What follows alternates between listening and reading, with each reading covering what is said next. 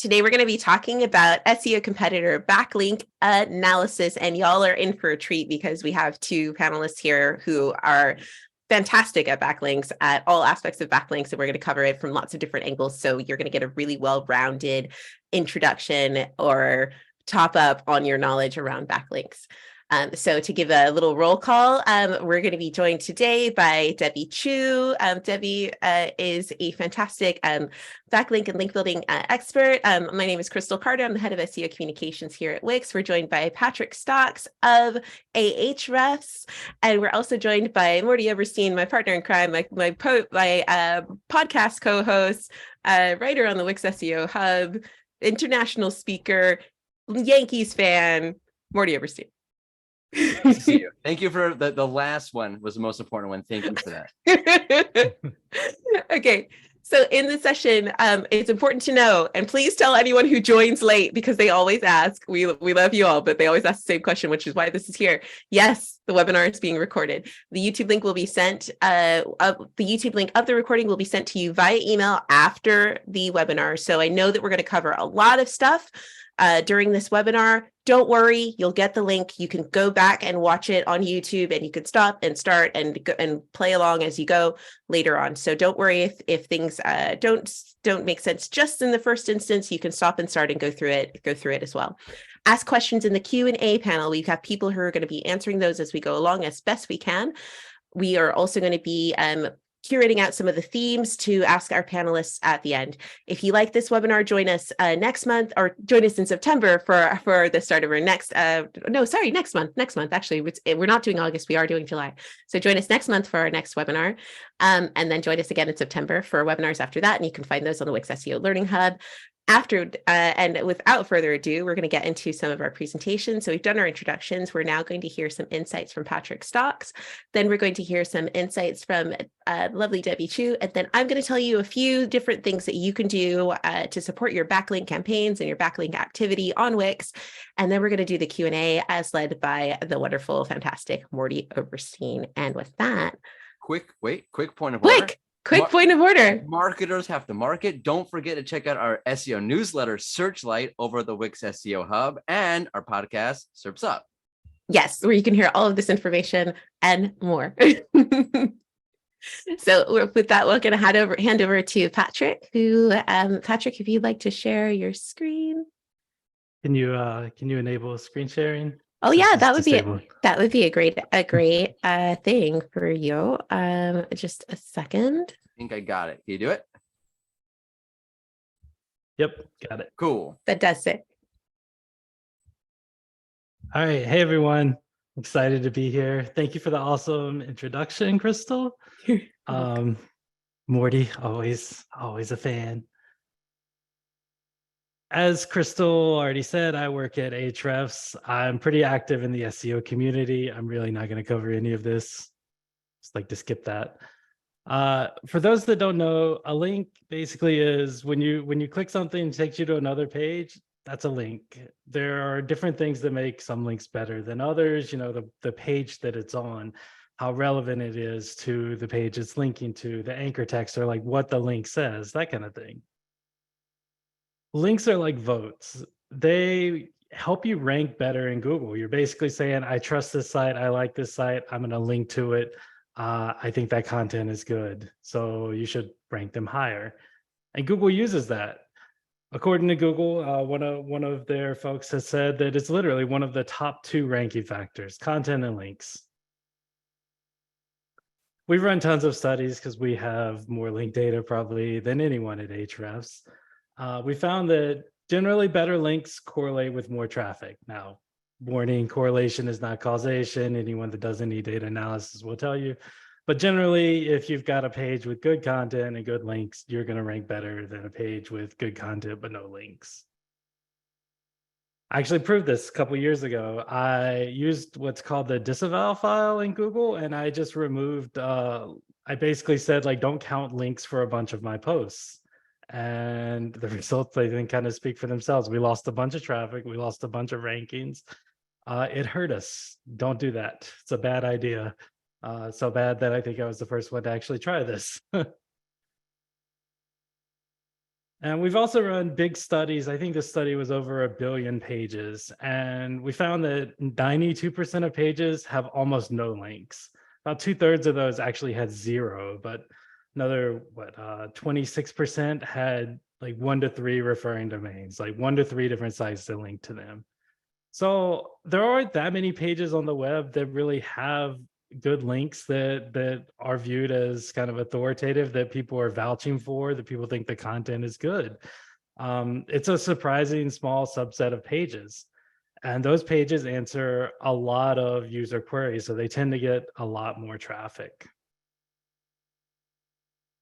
If you're going to start link building, the one thing that I always recommend, especially for like local service companies, which typically what I've worked with a lot in the past, start with your competitors. Look at the links they have.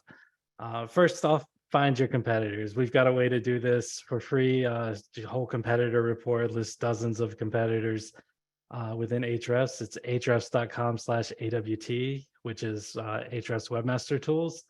This will show you in a nice like competitive view chart. But if you don't want to do that, it's fine. You can just search on Google and see who your competitors are. This is actually just a random page on my own website about purple laser pointers, and my competitors are some niche laser sites in like Amazon and eBay, basically. But yeah, just pick a few terms that you know are relevant to you, and you can find who your competitors are. With that, you'll want to see what links they actually have. So again, this is another free tool, ahrefs.com/backlink checker. You put in any domain you want, you'll get, I think it's 100 that it's limited to. It'll tell you what links are going to your pages. With that, what you want to do is just look at common links. It's basically links to companies, to pages that are in the same niche as you are probably the links that you also want. They're probably the ones that are easiest for you to get. So this is kind of your low-hanging fruit.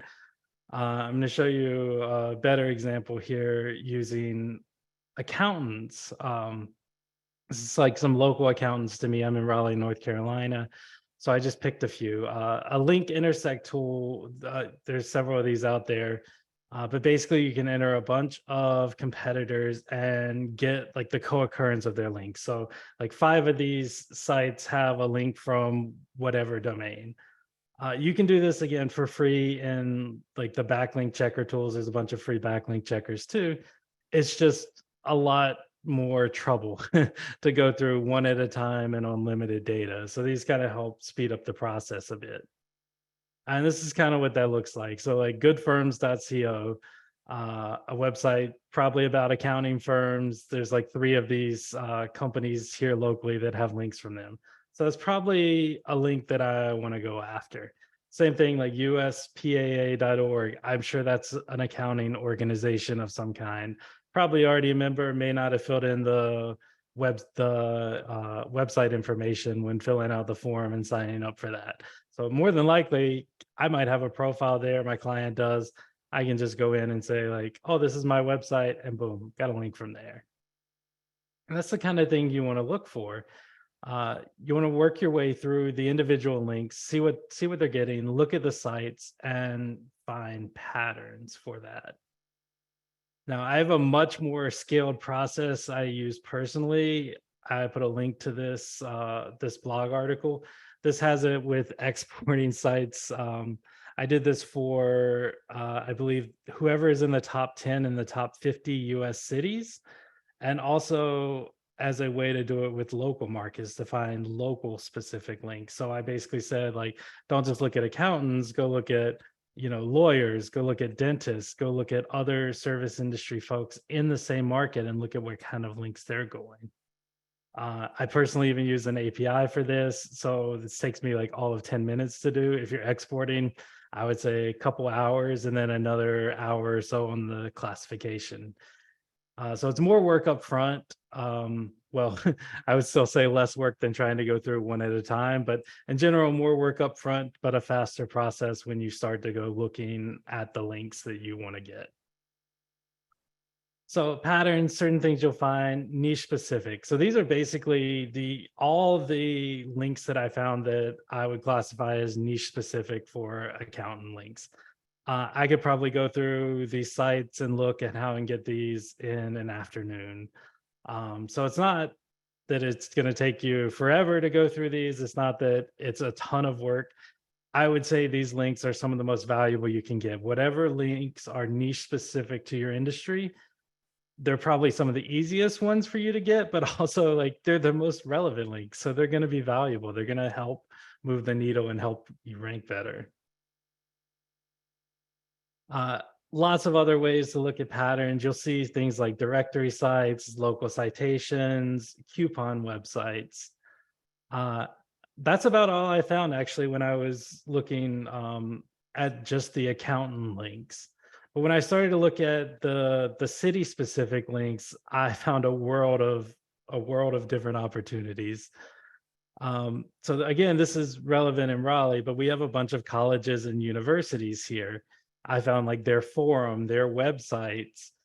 People were getting links from jobs, from scholarships, from club sponsorships, from discount codes. These are all opportunities for you to get locally relevant links. Tons of city specific too, different magazines, different like Visit Our City, different event type sites that I found. Stuff for the surrounding area, the greater state, North Carolina, tons of opportunities. These are folks that are generally looking for content. Then, it might be that they want to feature a local business. It might be that you're doing good in the community. You donated something. You spent your time, you volunteering. Any number of reasons can show up for like why they're getting these links. But in general, if other local companies are getting these, that is an opportunity that shows that you can probably get them too.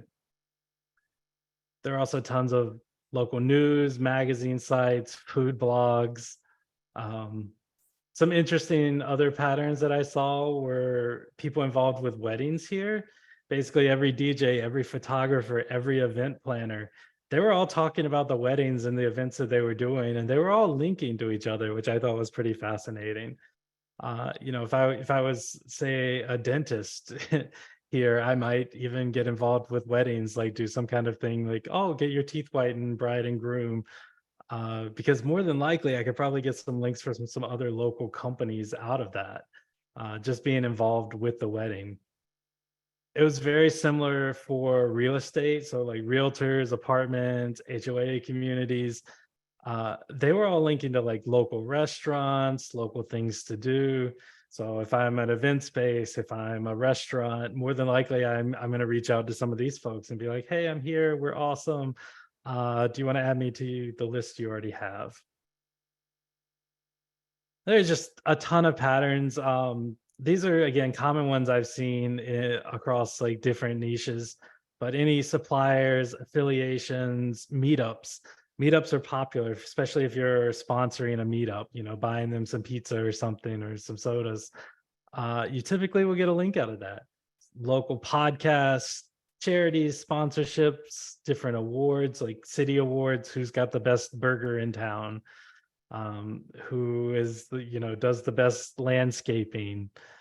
All kinds of options or opportunities for that. Coupons, different directories for things in the city.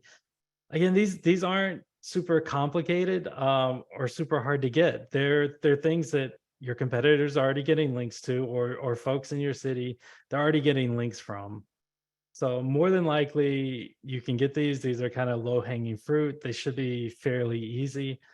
I would say, again, if you spend a day, 2 days, 3 days, you'll probably cover most of the links that you can get within your city and within your niche. So it's not super time consuming. It is time consuming, but it's not as bad as I think a lot of people think.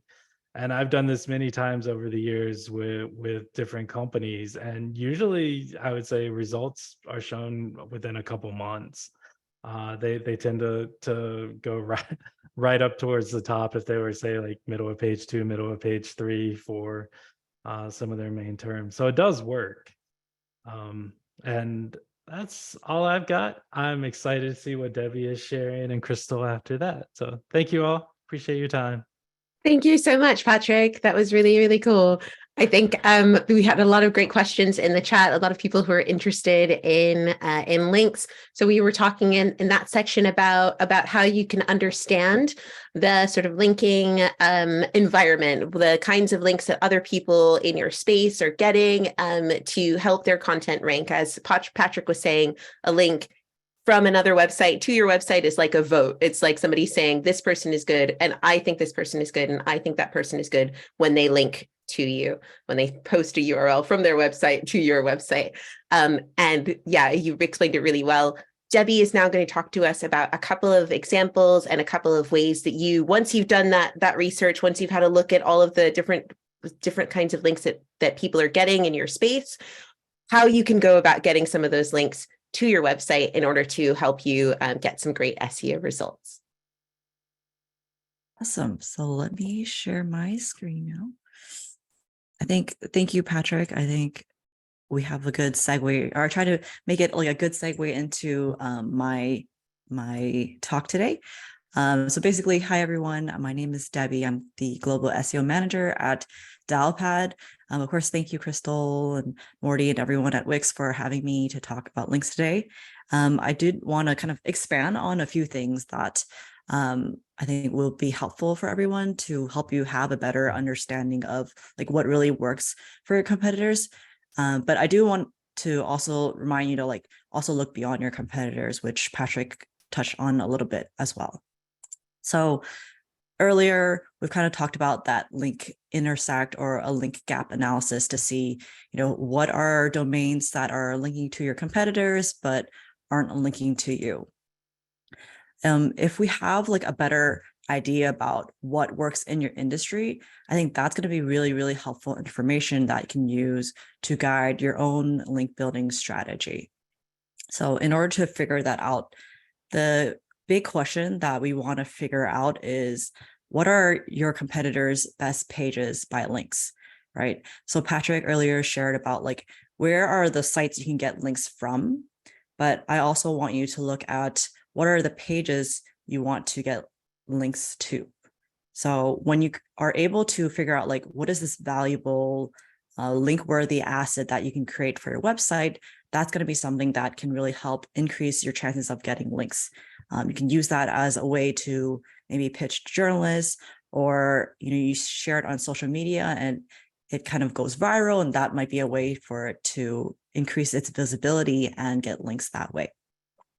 So I wanted to kind of go with an example. So let's say we have this dog walking service, and so we use Ahrefs, and then we're looking at like, who are our competitors, and we identify Rover.com is a potential competitor. They're essentially like an Angie's List for pet sitters. So in Ahrefs, we can go to the site explorer at the top and then enter in the URL rover.com, and then on the left there's the best by links.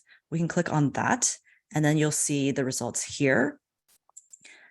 What we're going to do is ignore some of the pages like the home page or like the sign up page, but we're going to focus on some of the remaining pages that you see. So we have this dog friendly cities. I'll share the pages in a slide that's coming up. So here are a few, and then if we keep scrolling down, there's a lot more that we can look at. And what I did was I pulled all those URLs into this table. So I have the title of the page, the URL of the pages, and then also the referring domains, so I can see like which ones have gotten a lot of links. And then the most important thing here is to look at each page and then categorize them by the content or page type. So for example, the first one is on top emerging dog-friendly cities. This is a research that Rover did with, I believe it was Zillow.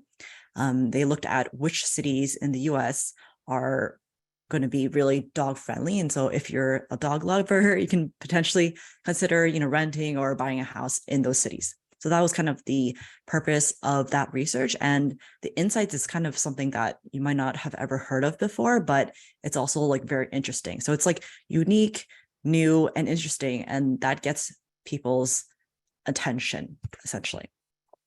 Aside from that, we have a tool. So they have this tool where, like, for example, if you see some sort of plant and you're not sure if it's going to be poisonous or not to your pet, you can look it up. And there's this really cool tool that Rover has to help you understand that.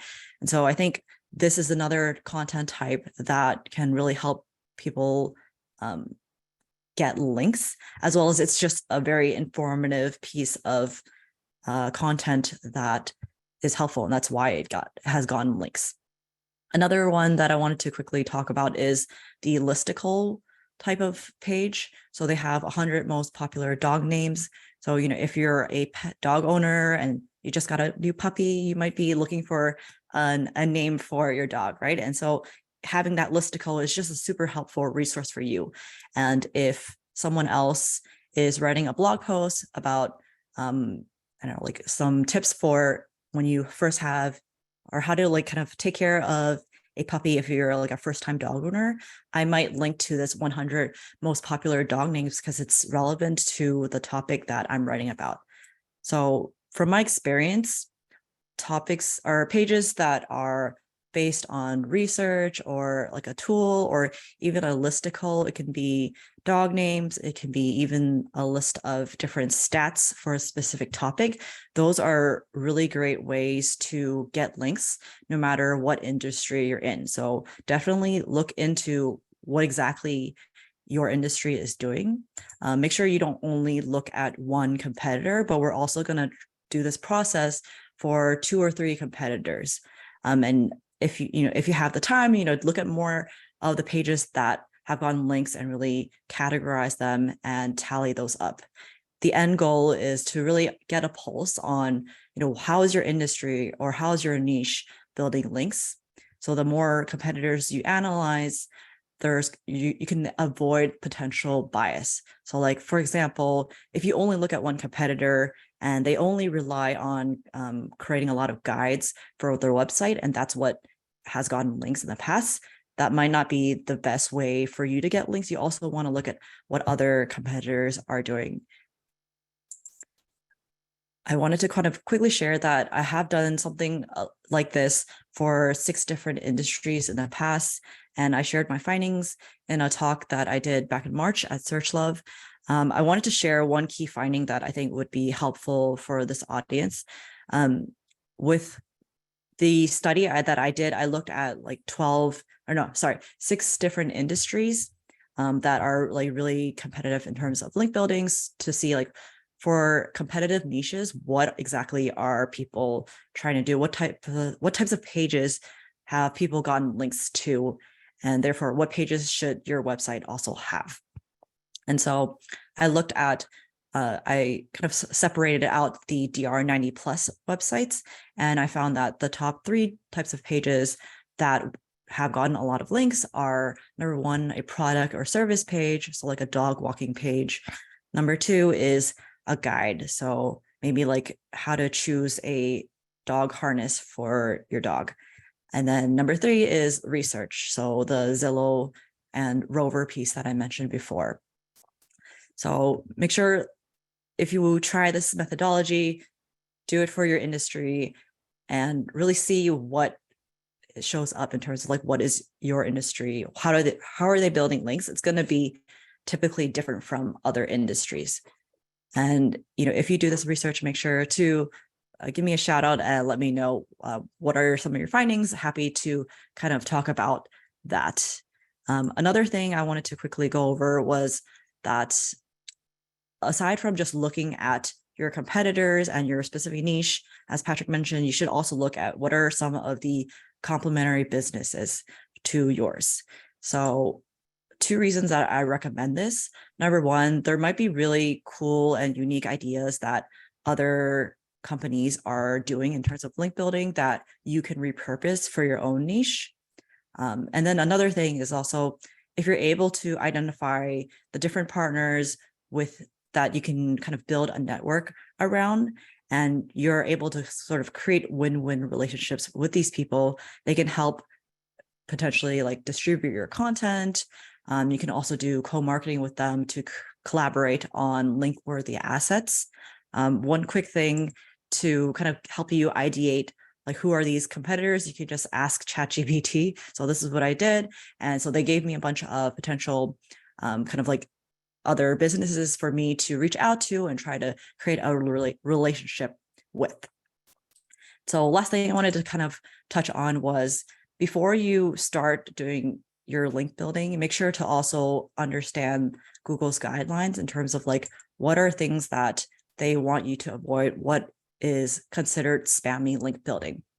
So if you see any of your competitors or complementary businesses engage in any of these, so like excessive link exchanges, buying or selling links, which is relatively common, or like forum spam, you should avoid doing that because they're essentially against Google's guidelines. So a lot of times when it comes to link building, you need to try it out for yourself to see like what tactics actually works for your company, like what might work for someone else might not actually apply to you. And so you need to just try it out yourself and see the results and iterate from there. So, you know, again, if you see there's a bunch of forum comments that are linking to your competitor, that doesn't necessarily mean that this is actually links that help their website. It might actually be hurting their website. So you need to really be careful when you do all this analysis and decide, you know, what is next. Yeah, so that was what I wanted to share today. Feel free to find me on Twitter, and I also write for Wix as well. Yeah, happy to answer any questions during the Q&A section. Thank you.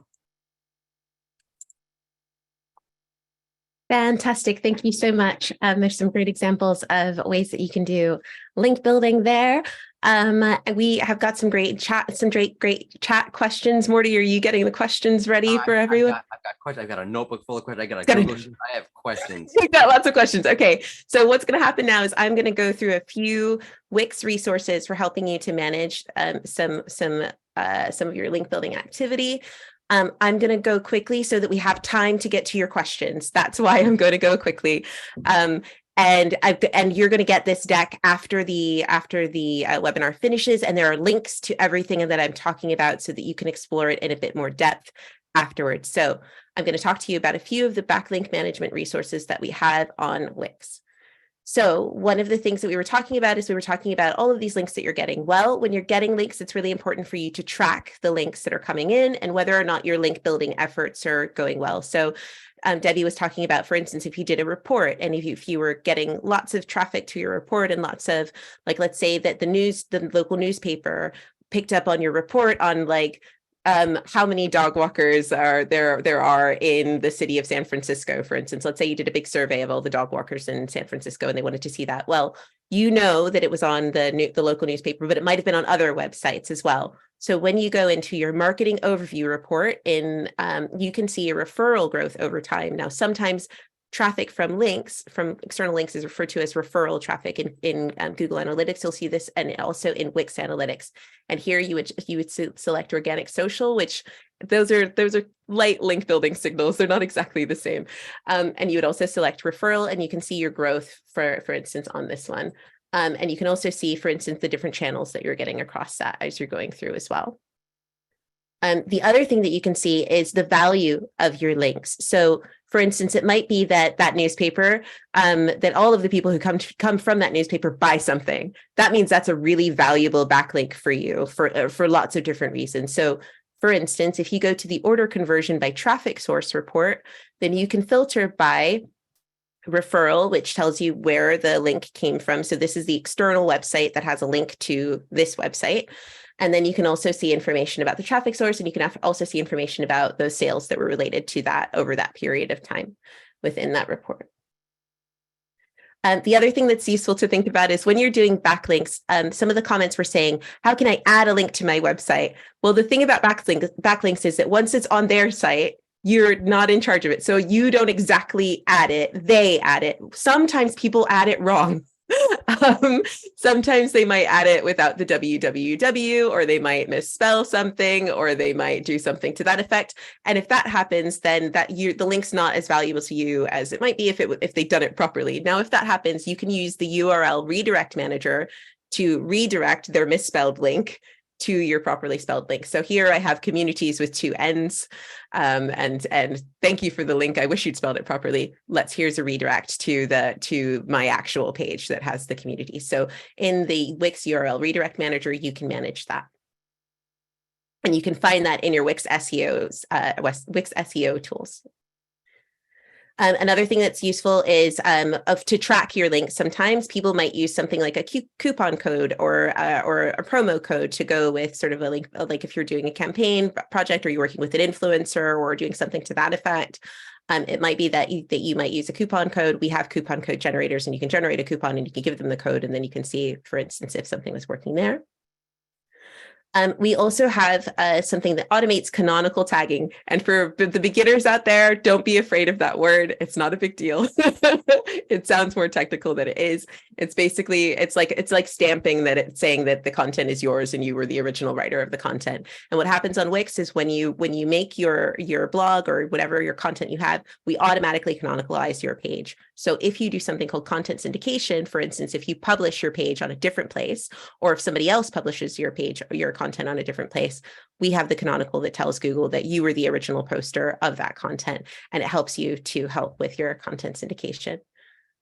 Additionally, we also have lots of resources on the Wix SEO Hub. There are a few people asking about backlinks and learning more about backlinks from the beginner point. We have a great article from Ashwin that talks about backlinks 101.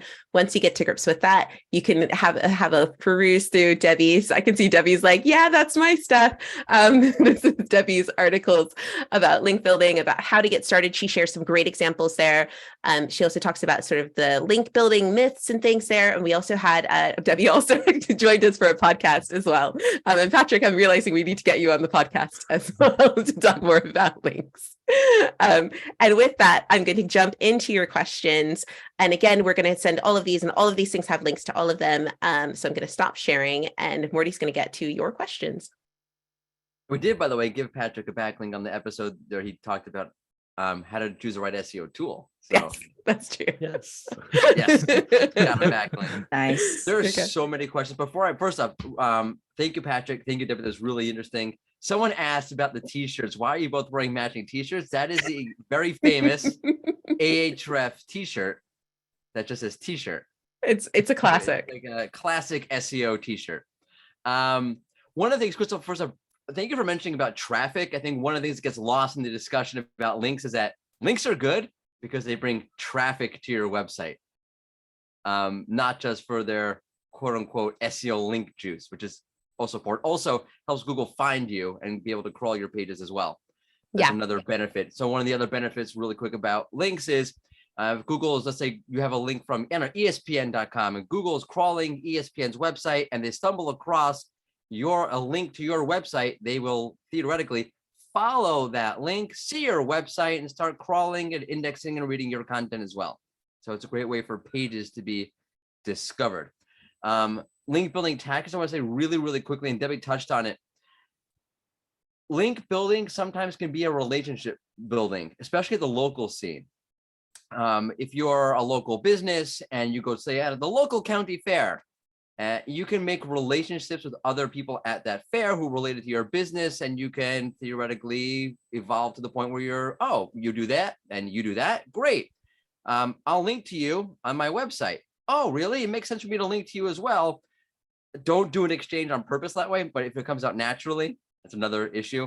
That's a great way to get links. H.R. Blauer over at Studio Hawk has a great way of framing this. He calls it the teammate technique, and it's where I see that maybe you have done something on your website, you talk about a certain topic. I could help you spruce that up a little bit and make that even better and add on some points you might have missed. And I might even have a blog post on my website that talks about that, which you would naturally link to because I helped you with it. It's content that's about literally what what you're talking about.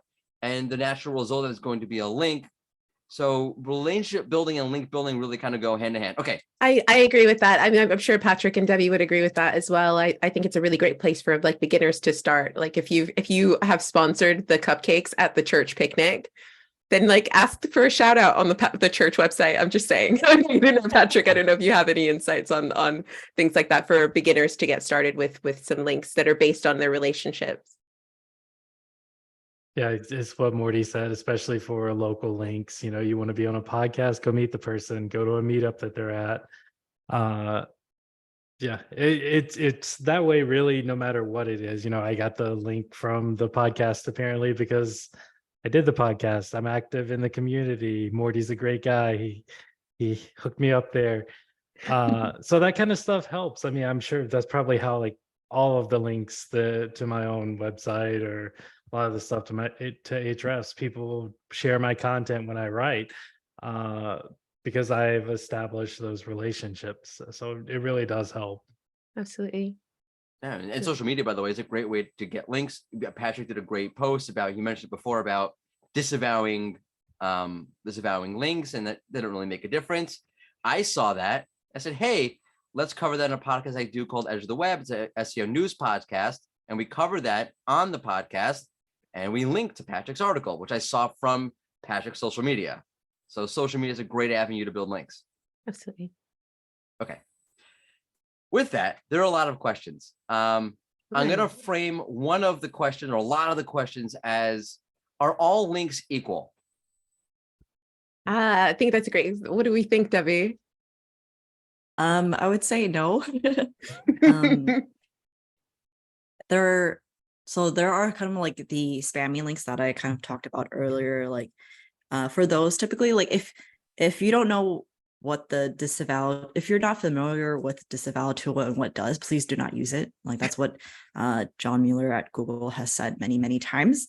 So I mean, naturally, for like all websites out there, they have like some random spammy website that links to them. You can just ignore that because Google is already ignoring that. But in terms of, are all links the same? I would say, I mean, there are the links that can potentially drive traffic, but they may not be from like very authoritative sites. Perhaps they're from like a really relevant site. So like with the dog walking example, like maybe in another county, another dog walker there links to you, that's really relevant and potentially could drive traffic to your website. Whereas if it's ESPN linking to your dog walking website, that seems kind of odd, I guess. Yeah, so I think you need to kind of look at it from different angles and also figure out like what is your goals in terms of SEO. Like, are you trying to build links to improve the rankings of your pages? Are you trying to build links to actually just drive traffic to your website, or like potentially drive leads and like people who are actually your audience? So those are kind of a few things that I would look at. You can also look at metrics like DR, the traffic of that website that's driving links. There's just a lot of different things to look at. So it's definitely not all the same. Right. And Patrick, in your tool, you class the links in different ways, don't you? Yeah, depending on the sites they are, the strength. You know, we have UR, which is like a page level kind of strength metric. But then there's all the other data too. You know, I think in general, Google counts links more where they're more likely to be clicked. So a link in the header or footer worth less than link in the body. You know, then all the information in that link too. So I mentioned the anchor text right to start with. So what that link actually says. It's kind of a pet peeve of mine, like when people say like link with like learn more, click more, read here, etc. No. Click here, read more. All that is basically saying like to Google, like this page is about learn more. That's useless. Where if it says like this is Debbie's dog walking service, that's useful information. Link. And I think so. Anchor text is that when you have a hyperlink, anchor text is the word that's underneath the link.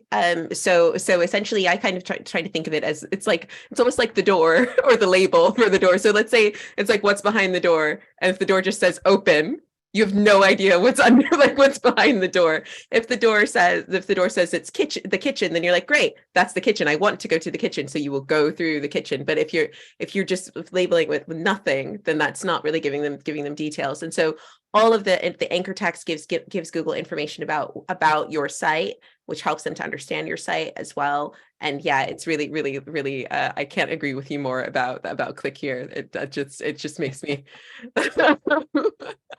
It's a great point, because conceptually speaking, I think what we're trying to say is the websites that linking to you and the text that they're using to link to you create a semantic relationship between you and the other websites. Google, we're talking about relationships. Google's trying to establish a relationship, saying, okay, what's your relationship to this topic that this website is talking about that's linking to you? Is there a relationship? Is this random?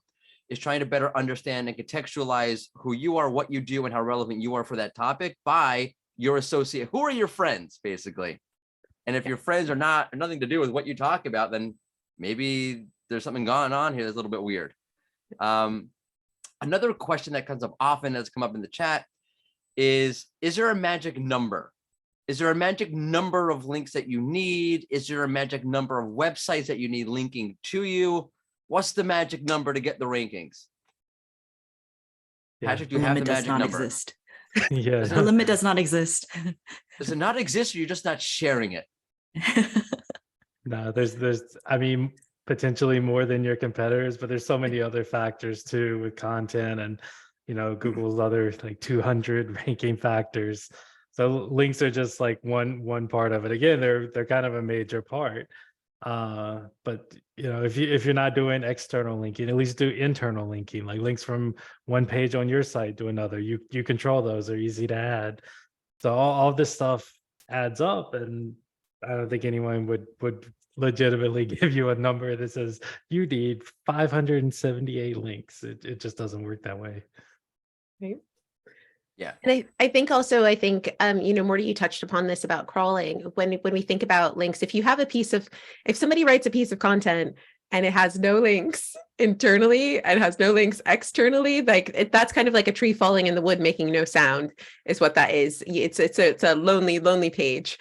And so you want to make sure that your content has, I think rather than a number, think about, like, you want to think about competitor, like have a good look at competitors to give you an idea of the kind of links you should be getting. If you think about something that's like a news post, news articles tend to have, like, for good news articles, will tend to have lots of links coming off of them. Whereas if you have one piece of content that doesn't have that's a news article and it doesn't have any links to it, that's kind of saying that this piece of content doesn't have any votes, that it's good, that there aren't that many people linking to it. So I think I don't know if you'd agree, Patrick, that it can vary by industry, that for some industries it's really important to have a good volume of links, and for some industries it's less important. Oh yeah, like a lot of what I focused on here was local service businesses, and sometimes the folks even ranking in the top 5, they have 20-30 links and that's it. Right.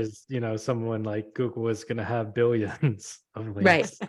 Right. And I think that's something to keep in mind, and Patrick mentioned it before, is that the links are not the only factor. And I think what happens with links is it's so quantitative. I can get 100 of them, I can get 1,000 of them, now I'm going to win, that we get hyper focused on getting the links, when really links is one part of the equation. I have literally outranked Search Engine Land and Search Engine Journal and all the other websites with a small little website that has no links, because that made sense for that particular query with those particular pages in that particular instance. And really, me running around trying to get links wouldn't really have been the most beneficial use of my time. So don't think that now I've listened to this great webinar, I have to go out there and I have to get 1 million links. That's not how it works. Question, Debbie, this is from Simon Cox. Which is more important? Internal links, meaning one page on your website linking to another page on your own website, or external links, meaning another website linking to your website? Can't choose both. You have to ask Simon to choose both. I think in terms of priority, definitely the internal links is just such an easy sort of low-hanging fruit for you to do. No matter like what content that you create on your website, you should always have internal links from other pages, so that you make sure that Google can kind of crawl your website and make sure to find those pages and its relevance. So like at the very bare minimum, when you publish a new piece of blog or a new blog, for example, try to find other places within your website that you can link to there.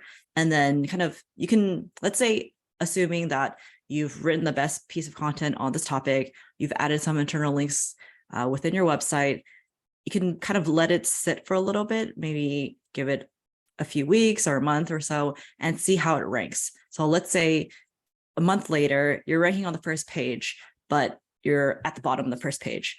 At that point, you might want to consider maybe trying to build a few links to it so that Google understands like, okay, this is a piece of content that people feel is trustworthy and good. And I'm going to now make it go from 10 to the first page or number 1 on Google. So that's kind of my recommended approach to it. You don't have to like put in like thousands of links to this page if it doesn't need a thousand links. I think in my experience, I found that sometimes, depending on how your website's configured, like sometimes it can depend as well. Like for some big sites, sometimes like making sure you're very strategic about your internal links can be important for like how you show on the SERP, because if you have lots of content around a similar topic, then it can affect like whether or not you show an indented results and how you show there and which content gets the priority on the thing as well. So yeah, I think that they're absolutely both important. If you're looking to learn more about internal linking, we have some posts out. We did a webinar with Cyrus Shepard about it. So check out the Wix SEO Hub for more on internal linking. Check out the Ahrefs blog. I'm sure they also have a bunch of resources on internal linking. Hey, Patrick, do social media links count? There's another question. Generally, no. Pretty much every social media platform uses what's called no follow, which in the past has told Google like don't pass value through these. I'm not gonna say they don't help, because like what Mordy mentioned earlier, he saw one of my posts there, he linked to it from his podcast. So for exposure, like you can reach an audience that you wouldn't have ever or might not have reached.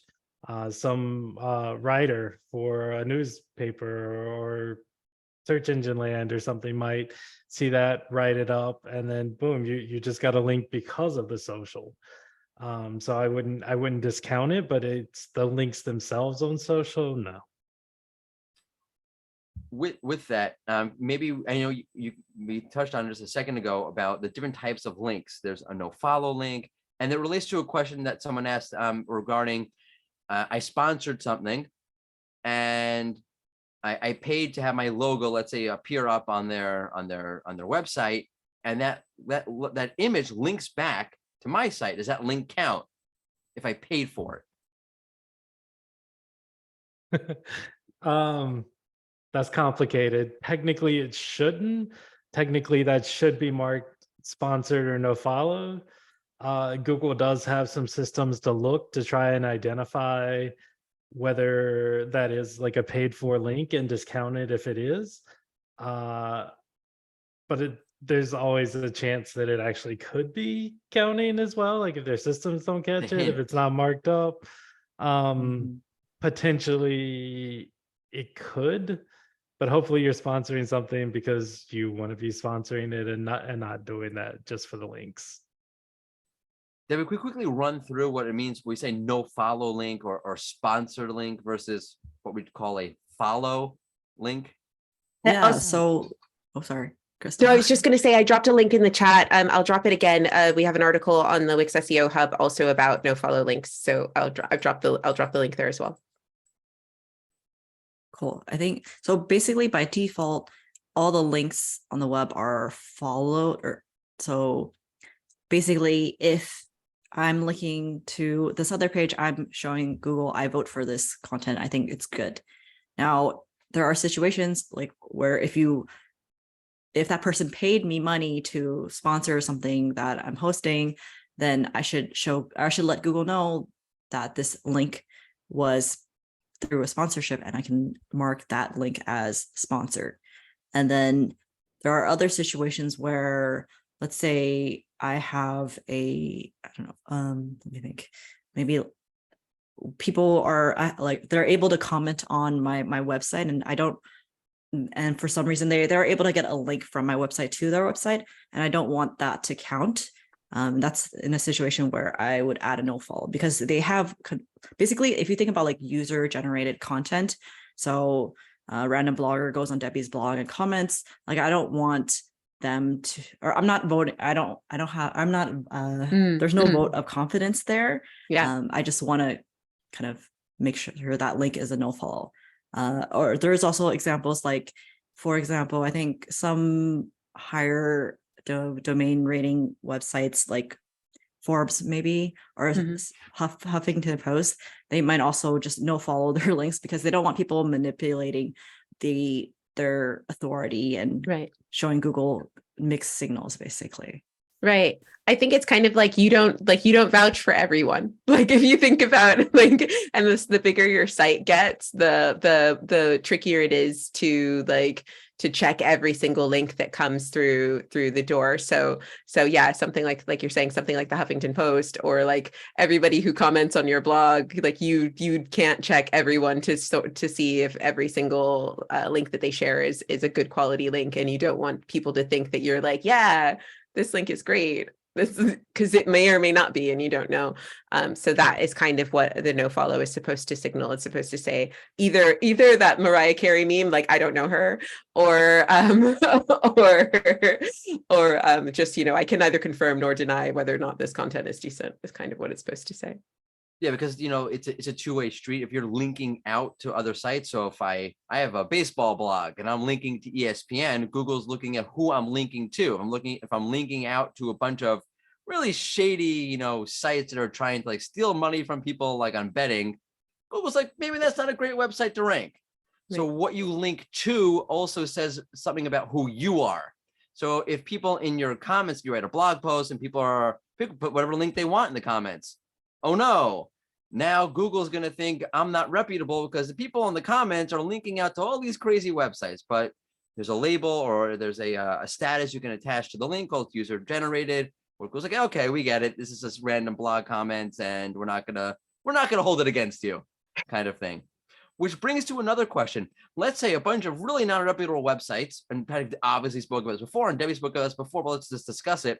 Bunch of non-reputable websites are linking to me. The exact question was, how can I remove links people have established that I don't want? Right? So Joe is a terrible person. He's got a terrible website and he's linking to your website. Oh no, what do I do? Joe's linking to me. How do I get rid of that link? What do you think? What do you say, Patrick? You use that disavow thing. I think that's what some people think that's for. I mean, I think that's what it was originally for.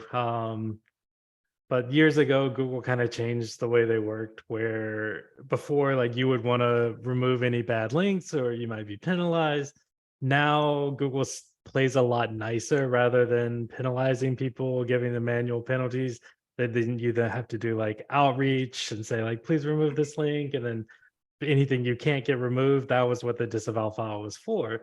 The disavow tool and disavow file was to remove anything extra, to say like, please don't count these against me. I screwed up.